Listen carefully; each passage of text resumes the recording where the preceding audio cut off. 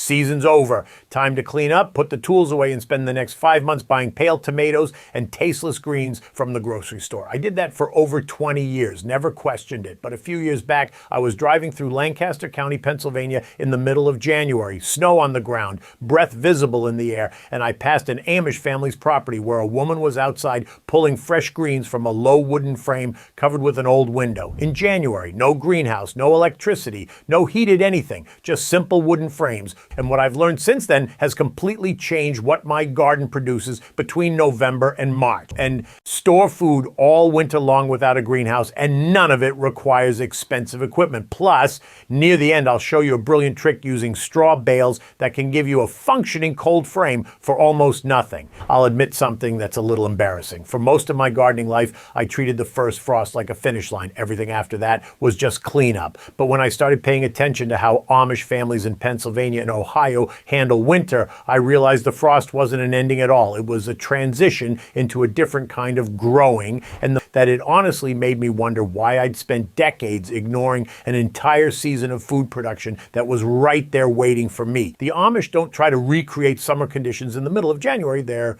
not heating structures or running grow lights. If you can't do it without electricity, find another way. And that constraint, which most of us would see as a limitation, actually led them to methods that are more resilient, more affordable, and more sustainable than anything you'd find in a modern garden catalog. They figured out that certain plants don't just tolerate cold, they actually get better in it. And they discovered that a harvest stored properly in fall can feed a family clear through to spring. The science behind all of this is solid, and I'll explain exactly why each method works as we go. But the core insight is this: winter gardening isn't about beating the weather. It's about choosing the right plants, protecting them with simple structures, and storing your fall harvest intelligently. Let me show you how. The first step: most gardeners don't realize that there's a whole category of vegetables that are not only cold tolerant, but actually taste better after frost. When temperatures drop below freezing, these plants respond by converting starches in their cells into sugars. It's a natural antifreeze mechanism. The sugar lowers the freezing point of the water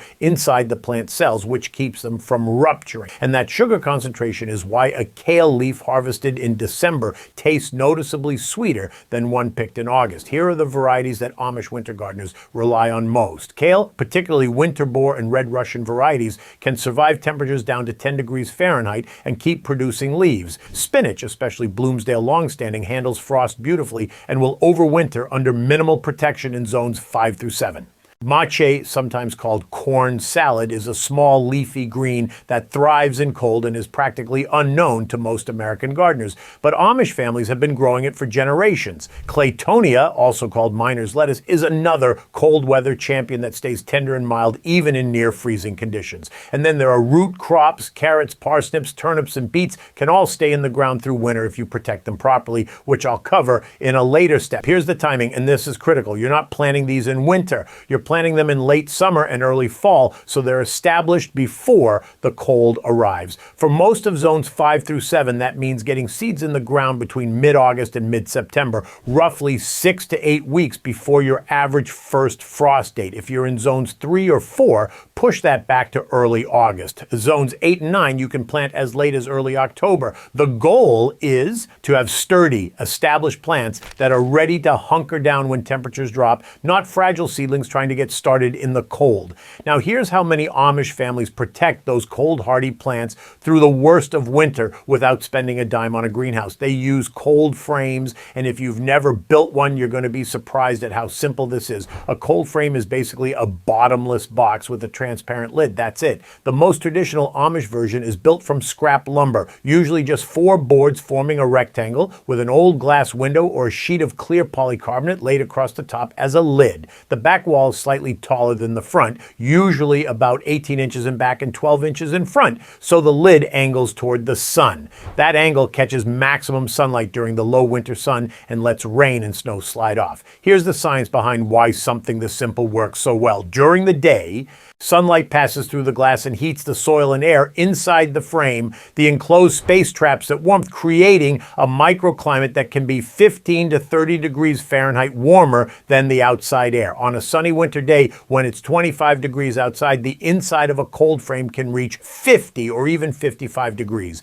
That's enough to keep cold, hardy greens growing slowly all winter long. The soil itself acts as thermal mass. It absorbs heat during the day and releases it slowly at night, buffering the temperature swings. This is why cold frames work even without any supplemental heat. The earth does the heating for you. For construction, a basic 4x8 foot cold frame is ideal because it gives you plenty of planting space and fits a standard old window or storm door panel on top. Use untreated lumber at least 1 inch thick and attach the lid with simple hinges so you can prop it open. And that brings me to something important. On sunny days, even in winter, the inside of a cold frame can overheat. If the temperature inside climbs above 65 degrees Fahrenheit, you need to prop the lid open a few inches to vent excess heat. Amish gardeners check their frames in the morning and adjust as needed. If you want a hands-off option, you can buy a simple wax cylinder automatic vent opener for around $20 to $30 that opens and closes the lid based on temperature. But a stick propping the lid open works just fine. I built my first cold frame 4 years ago from some leftover 2x12s and an old storm window I found at a yard sale. Total cost was less than $15. That frame has given me fresh spinach, kale, mache, and claytonia from November through March every year since. It's the best return on investment I've ever gotten in my garden. The third method is one of my favorites because it requires almost no construction at all. Many Amish gardeners leave their root crops right in the ground through winter and use deep mulch as insulation to keep the soil from freezing solid around them. This means you can walk outside in January, push back the straw, and pull a fresh carrot or parsnip out of the ground. And I'll tell you, a carrot that's been through a few hard frosts is one of the sweetest things you'll ever eat. Here's how to do it. Before the ground freezes, which for most of zones 5 through 7 means sometime in November, pile 8 to 12 inches of loose straw or shredded leaves directly over your root crop bed. The goal is to insulate the soil deeply enough that it stays unfrozen underneath even when air temperatures drop well below freezing. The mulch works like a blanket, trapping the earth's own warmth and preventing the frost line from reaching your crops. Carrots, parsnips, and beets are the best candidates for this method. Turnips work well too, though they don't keep quite as long. The key is to leave them in the ground unharvested right where they grew. Don't pull them up and rebury them. Just mulch over the existing bed. When you want to harvest, pull back the mulch in one section, dig what you need, and then cover it back up. I keep a pitchfork near my winter beds specifically for this. On a cold morning, pushing back that straw and finding perfect sweet carrots underneath feels like finding buried treasure. And the soil around them is soft, dark, and alive, even in January. One honest limitation here: if you're in zone 4 or colder, you may need to go even heavier on the mulch, up to 18 inches,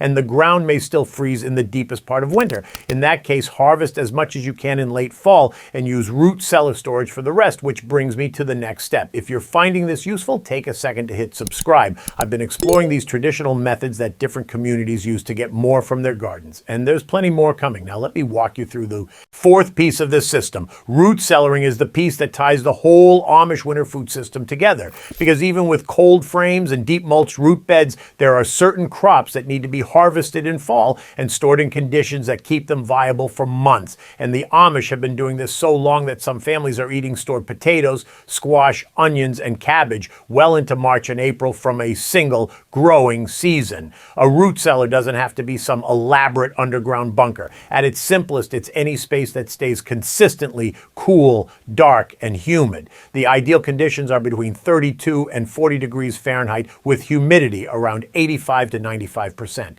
Many Amish families use an unheated section of a basement, an earthen floor cellar dug into a hillside, or even a buried section of culvert pipe insulated with soil. But you can get started with what you already have: an unheated garage, a crawl space, or even a heavily insulated section of a north-facing porch can work if the temperatures stay in that range. Here's what stores well and for how long. Potatoes are the champions. Stored in a dark, cool space in burlap sacks or wooden crates, they'll keep 4 to 6 months without any trouble. Cure them first by leaving them in a dark spot at about 55 to 60 degrees Fahrenheit for 2 weeks after harvest. That toughens the skin and heals any small nicks from digging. Winter squash, especially butternut and Hubbard varieties, stores 3 to 5 months at 50 to 55 degrees with lower humidity than root crops, so keep them on a separate shelf if you can. Onions need to be cured in a warm, dry spot for 2 to 3 weeks until the necks are papery, then stored in mesh bags or hung in braids in a cool, dry area.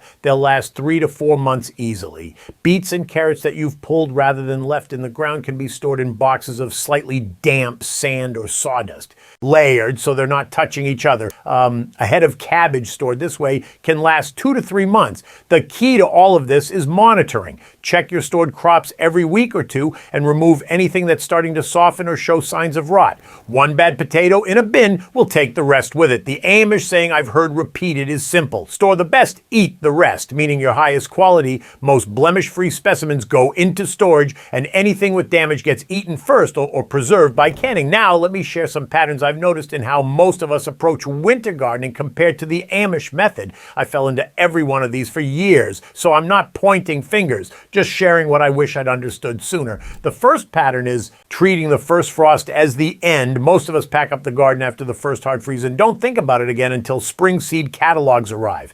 The Amish approach treats fall as a transition, not a finish line. They've already planted cold hardy greens weeks before that frost arrives, and they've got cold frames ready to go. By the time most of us are putting our gardens to bed, they're just shifting into winter production mode. The second pattern is assuming you need expensive equipment to extend the season. I can't tell you how many times I looked at fancy greenhouse kits, heated hoop houses, and automated ventilation systems and thought, I can't afford that, so winter growing isn't for me. The Amish build cold frames from scrap wood and old windows. They mulch with straw they already have. They store crops in spaces that already exist on their property. The total cost of entry is almost nothing, and the results are real, consistent food through the coldest months. The third pattern is planting the wrong varieties and expecting them to survive. This one tripped me up the first year I tried winter growing. I left some regular lettuce and basil out there thinking a cold frame would save them, and of course, they turned to mush after the first hard freeze. It doesn't matter how good your protection is if the plant itself can't handle cold. The Amish plant varieties that were selected specifically for winter hardiness: winter boar kale, Bloomsdale spinach mache, Claytonia.